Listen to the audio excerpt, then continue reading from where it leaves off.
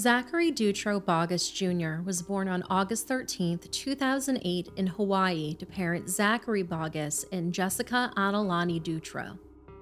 Zachary had an older sister born in 2005 and later a younger brother born in 2009. Zachary was a cute little boy with big brown eyes and brown hair. When Zachary was 4 months old, he was placed in foster care along with his older sister when his mother, Jessica, was facing legal problems.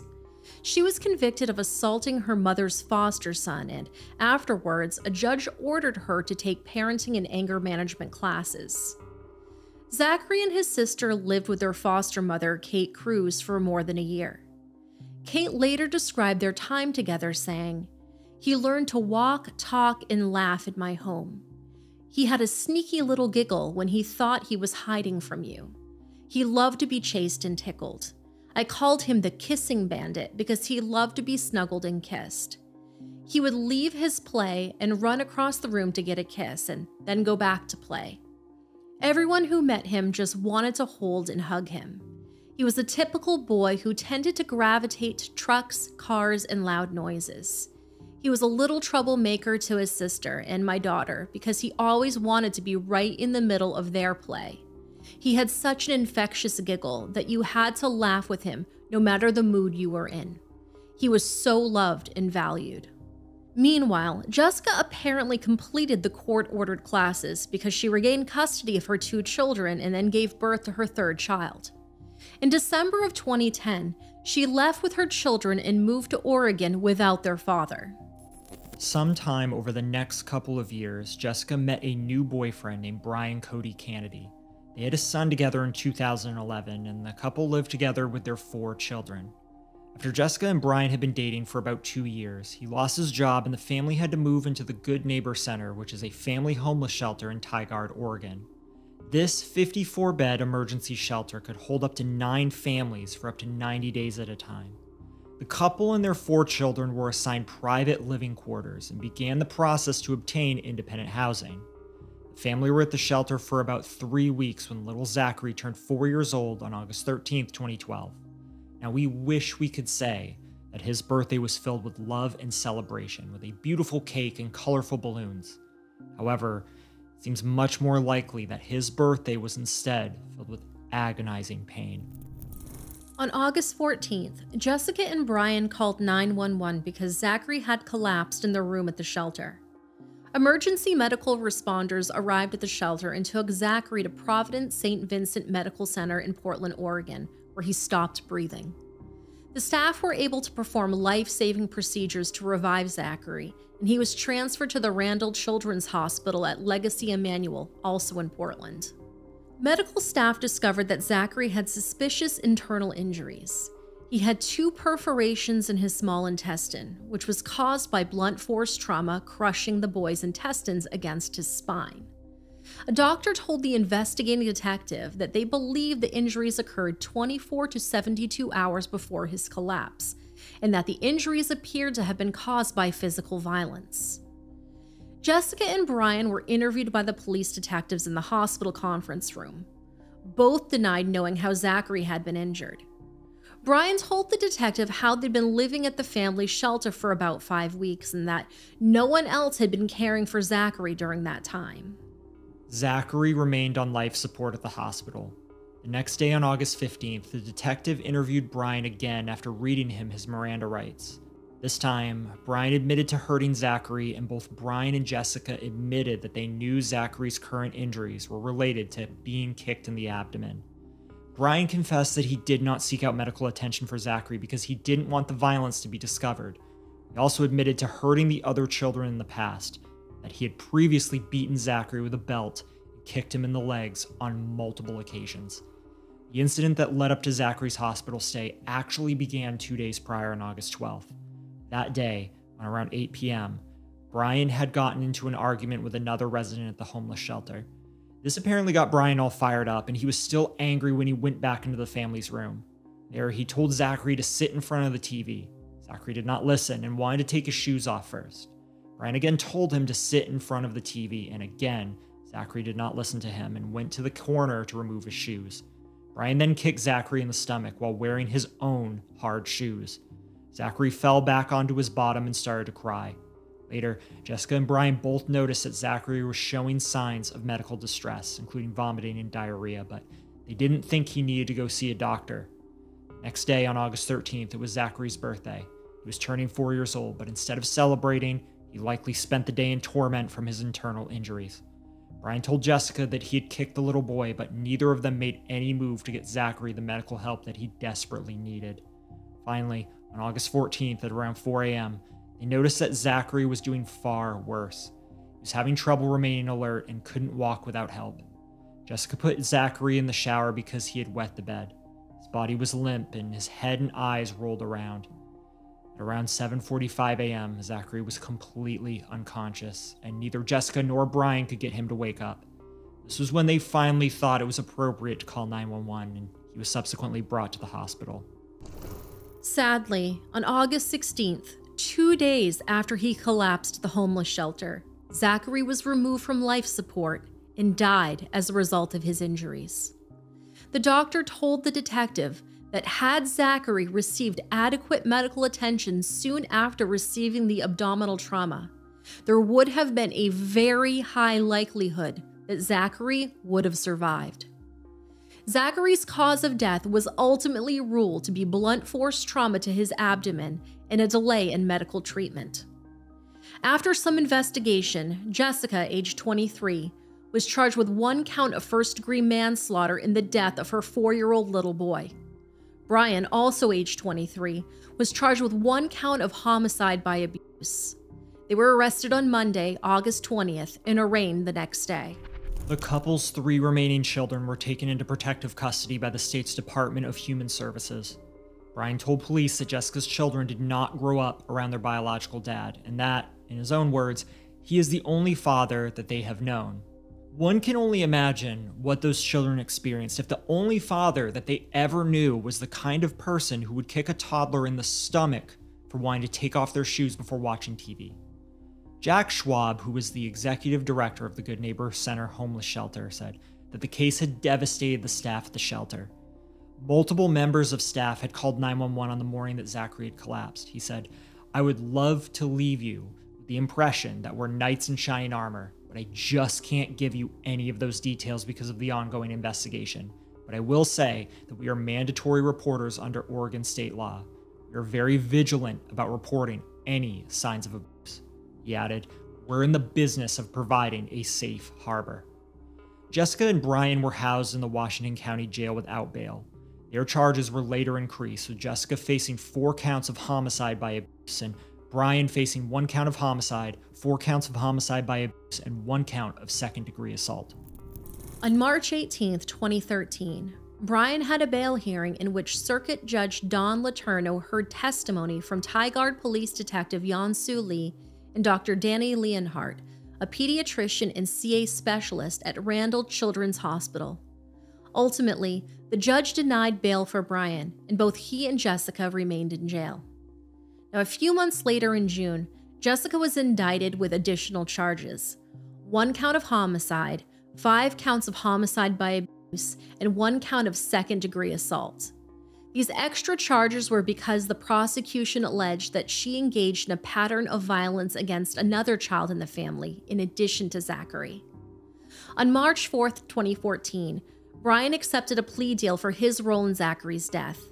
He pled guilty to first-degree manslaughter and second-degree assault, with the other charges being dismissed. As part of his plea deal, he agreed to testify against Jessica in her upcoming trial. Senior Deputy District Attorney Megan Johnson told the court that if Brian's case had gone to trial, jurors would have not heard his admission to detectives. Because much of his case hinged on that confession, not using it would have been a major obstacle for the prosecution, hence the plea deal. In his written plea petition, Brian wrote that he recklessly caused the child's serious physical injuries and death. In the manslaughter charge, Brian admitted to engaging in a pattern of violence against Zachary. He gave a statement to detectives about the case, and if he testified consistently with that statement during Jessica's trial, he would receive a sentence of 12.5 years in prison. According to the plea agreement, Brian would also receive credit for time served, but he would not be eligible for another time reduction program. Jessica's trial began on March 25, 2014. Deputy District Attorney Dustin Staton spoke for the prosecution, saying that Brian had taken the blame for Jessica when he previously told detectives that he had kicked Zachary. In his new statement, Brian told police that Jessica called him and said she had given Zachary a licking for misbehaving. DA Staton described how Jessica ran her family, in his words, like an army. Her children were known to be exceptionally well behaved. They would march in a line from their room at the homeless shelter to the communal dining table. When they were finished eating, they would rest their heads on the table. Many parents are strict with their children, but according to DA Staton, Jessica took discipline to a violent extreme. When Zachary died on August 16, 2012, he was covered in bumps and bruises. However, ultimately, what killed him was the 2 holes in his intestines caused by blunt force trauma. Urine and feces seeped from the holes and harmed his vital organs. During their initial investigation, Zachary's 7-year-old sister and 3-year-old brother also showed signs of violence. The 3-year-old boy had multiple fractured ribs. Only Brian's and Jessica's shared biological child, who was a baby, was reportedly completely uninjured. Jessica's 7-year-old daughter told investigators that she had seen both Jessica and Brian beating Zachary before he died. She said that some of her own injuries were from beatings by her mother. The prosecution pointed out that Jessica's violent past began before she ever met Brian. After all, she had already been convicted of assaulting her mother's foster son back in Hawaii. Clearly, the court-ordered anger management and parenting classes were not enough for her. Meanwhile, Jessica's defense argued there wasn't a single credible source of evidence that Jessica had caused serious bodily injury or killed her child. Defense attorney Chris Colburn said that Jessica would admit to using discipline with her children, but that a licking was just a spanking. The defense still argued that Brian had delivered the fatal kick to Zachary's abdomen. According to attorney Colburn, a day after the deadly kick, Jessica took Zachary to the shelter cafeteria for dinner. It was Zachary's birthday and taco night. However, Zachary could only take 1 bite of his tacos. Jessica took him back to the room to lie down, thinking that he might have the flu. Attorney Colburn said that only Brian knew that the boy was seriously injured. Brian noticed Zachary was a little wobbly when the little boy got up in the middle of the night to use the bathroom, but that he did nothing about it. Dr. Danny Leonhardt, a CA specialist at Randall Children's Hospital, also testified in court saying that little Zachary was beyond help by the time help arrived. He said, "We didn't see him until he was essentially dead. We didn't get a chance to fix him." Dr. Leonhardt said that Zachary's bowel was torn in 2 places. Contents of his intestines had leaked out into his body for at least 2 agonizing days. The resulting shock and infection had ultimately killed Zachary. Doctors concluded that abdominal trauma had caused the rips in Zachary's gut. Dr. Leonhardt said that high-velocity car crashes or bike accidents could cause similar injuries, but otherwise, it takes forceful, violent kicking or stomping to cause such horrific damage. The doctor also said that there were bruises all over Zachary's body, suggesting that the child had likely curled his little body into a fetal position to protect himself during the beating. The various injuries indicated he had been harmed multiple times. In addition to the bruises, Zachary had old dead tissue from a deep cut hanging off his lip. Dr. Leonhardt could not recall another case where a child had that injury. He said, "That thing would have bled a lot. You just let this flap of lip hang there?" He said most children with such a wound would have been brought in for emergency care immediately. Dr. Leonhardt said the medical team at the hospital tried to save Zachary, but the damage was far too great. As he was working on the child's case, he ran into Zachary's aunt and 3-year-old younger brother in the hospital. The little brother's face was covered in bruises, according to the doctor. Dr. Leonhardt also evaluated Zachary's other siblings. He diagnosed all of Jessica's children with CA except for their youngest, which is Jessica and Brian's mutual biological child. Zachary's 3-year-old brother had 5 fractured ribs. The break showed at least 2 different stages of healing, indicating multiple instances that he was attacked. Zachary's 7-year-old sister also had extensive bruising on her back, chest, butt, and hips. When Dr. Leonhardt informed Jessica of his diagnosis, he said she became very angry, very upset. He said she was mad at the doctors for not telling her and Brian sooner about the details of Zachary's injuries. He recalled her saying that they had already talked to the police and now they looked like idiots. Dr. Leonhardt wrote down Jessica's words because he had never heard anything like them before. He said, she told the doctor, had they been made aware, they would have been able to talk to each other and get their story straight. During the trial, jurors listened to an interview between Jessica's 7-year-old daughter and detectives in which she told them how Zachary got dead. These are her words. She said, Jessica and Brian, they kept hitting him and punching him. He didn't listen to them, so they kicked him and punched him and stuff, and they kept doing it and doing it. She said the couple often hit her and her siblings for not being good. She spoke about another time when Zachary was in trouble again. She said, they kept hitting and hitting him because he wasn't listening. She said that he got sick after that, and after a while, he made soft groaning sounds. He eventually stopped breathing. She said that Jessica and Brian knew Zachary was sick, but they didn't tell anybody. Later, the 7-year-old sister, now aged 8, appeared in court in person to testify. She wore a pink shirt and jeans while she sat in the witness stand to answer questions. During the audio and video recording, she was talkative in one-on-one interviews, but in front of a courtroom of lawyers, jurors, the judge, and her abusive mother, the girl often gave soft, one-word answers to questions. She told the court how Jessica used to give her and her brother lickings when they were bad. She also described how she and her 2 little brothers were put in timeout for very long stretches of time. They were forced to face the wall with their hands in the air, and if they dropped their arms, Brian or Jessica would hit them in response. She said that these lickings hurt and left marks, but that her mother told her she wasn't supposed to talk about getting hit. She could remember a time when Zachary got hit in the stomach, though she couldn't recall the specifics. The girl and her 2 surviving brothers now live with Jessica's relatives. When asked what it was like living with relatives, she said it's fun. A therapist for Zachary's sister testified as a witness as well. He shared that after a few months of counseling, the girl made spontaneous disclosure about her brother's death. According to the therapist, she said, Zach, he's my real dad, and Brian is my stepdad. My mom is Jessica. Pointing to a picture she had drawn of her mom and Brian, she reportedly said, they're in jail right now. Zach is okay with us. Them are not. They would punch me and slap me. They beat my brother up, and he died. I seen them. At the end of the first week of the trial, the prosecution pulled out their most inflammatory evidence against Jessica, her Facebook messages to Brian. In these messages, Jessica used profanities to express her frustration with her children and referred to one as stupid. Her 7-year-old daughter upset her by falling asleep on a pile of laundry that the little girl was supposed to fold.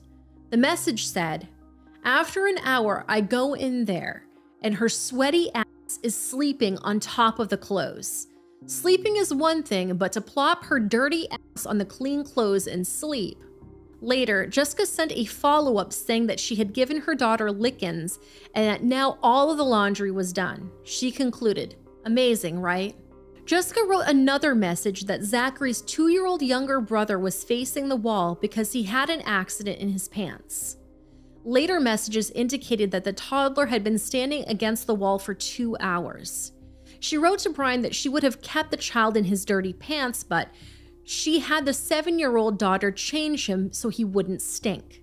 In another message, Jessica told Brian that Zachary, then only age 3, was facing the wall. She then said that she thought Zachary liked boys, although she used a derogatory slur to describe him. She said, he walks like it and talks like it, ugh. That made her angry and Brian needed to work on the boy big time. This last message exchange provided the prosecution with Jessica's motive for treating Zachary even worse than his siblings. The fact that she thought that her 3-year-old son liked boys. The judge allowed the Facebook messages to be admissible as evidence, as well as internet searches that Jessica had made on the day of Zachary's death. On August 16, 2012, the day Zachary's life support was ended, Jessica apparently searched for terms such as anger management in parenting classes. That might sound like she was feeling some remorse for what she had done to Zachary, but While her son lay dying in the hospital, she also found time to search for things such as free stuff and sex with strangers. Neither the defense nor the prosecution ended up calling upon Brian to testify despite his plea agreement. Both sides felt that his statements would not be considered reliable since he had changed his story. However, the defense still tried to point the blame for Zachary's death on Brian. Defense attorney Chris Colburn argued there was no evidence that Jessica fatally assaulted her own son, saying, "It is clear beyond a shadow of a doubt that Brian Kennedy did it." He also tried to argue that the testimony of Jessica's 7-year-old daughter could not be trusted and that she was influenced by adults talking to her. But obviously the jury disagreed because they only had to deliberate for a little over an hour before finding Jessica guilty on all counts. She showed no visible reaction in court when the guilty verdict was handed down. On April 14, 2014, a sentencing hearing was held for Jessica and Brian. Prosecutors put up a poster-sized picture of Zachary's smiling, surviving siblings in the courtroom. Those children, now aged 8, 4, and 2, would be safe from any further beatings from their mother and her boyfriend. Jessica's parents and sister, who now cared for her children, wrote a statement which was read aloud during the hearing. The family wrote that under the care of Jessica and Brian, the children were ruled by violence and lacked any sense of joy. They wrote, "These 4 beautiful children lived every day in fear of wondering if they would be beat or not." The family said that when Zachary died and his siblings began living with their grandparents, the children showed clear signs of neglect. The 2 youngest siblings didn't move or play like normal children their age. All 3 children were behind in their physical, social, and educational development. However, the family wrote that over time, the surviving siblings had begun to catch up. Zachary's older sister was a sweet, caring 3rd grader. His younger brother, now age 4, rarely ever stops talking and plays joyfully with his many friends. His 2-year-old baby brother learned on fast forward to hold himself up, crawl, and walk.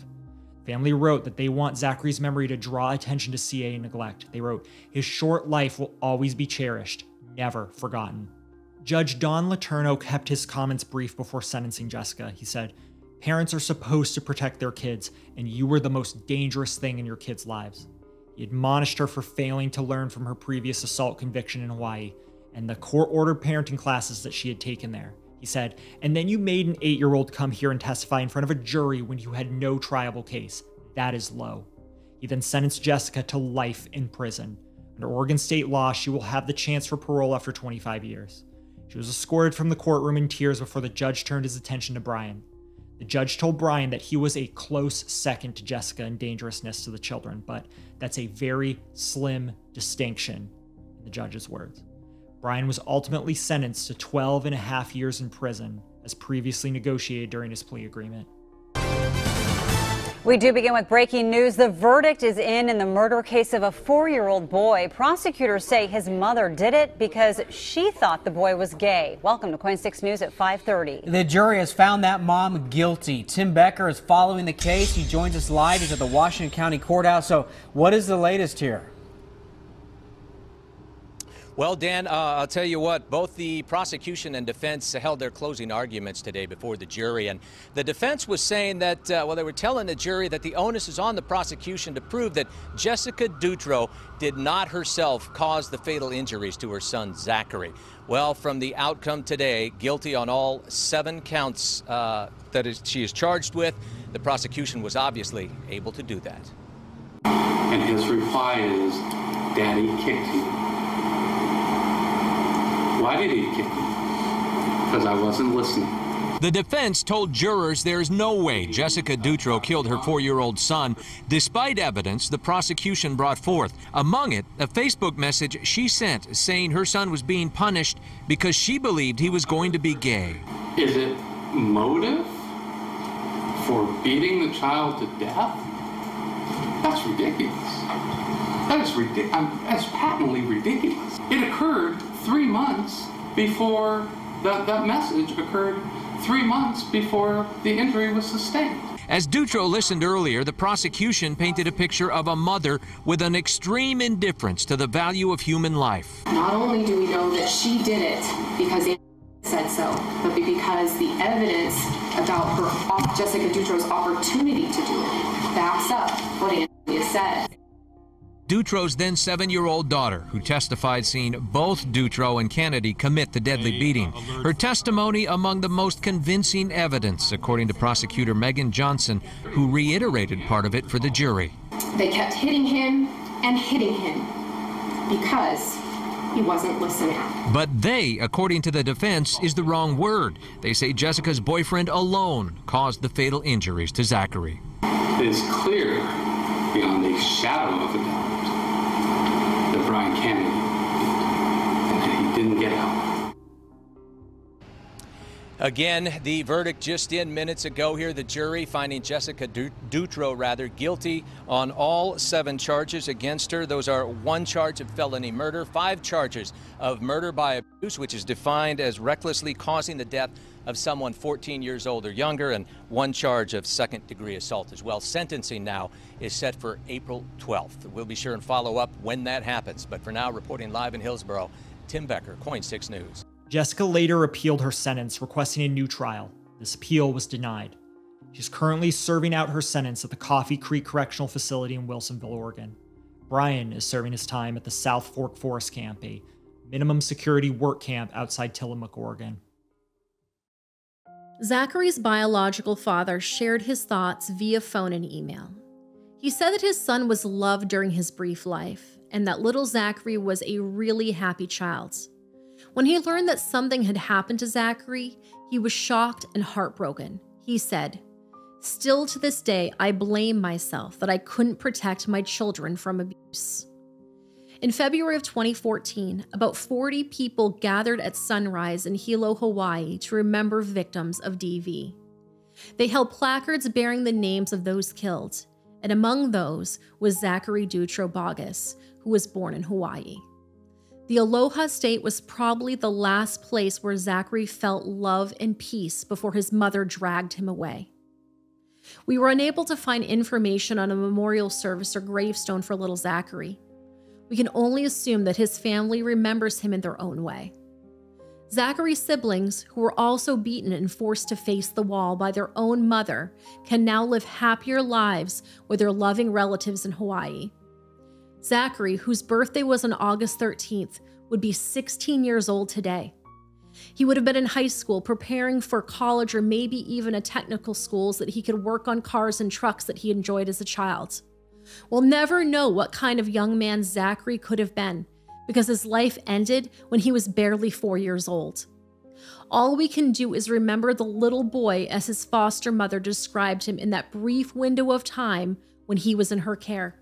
She said, "He had such an infectious giggle that you had to laugh with him no matter the mood you were in.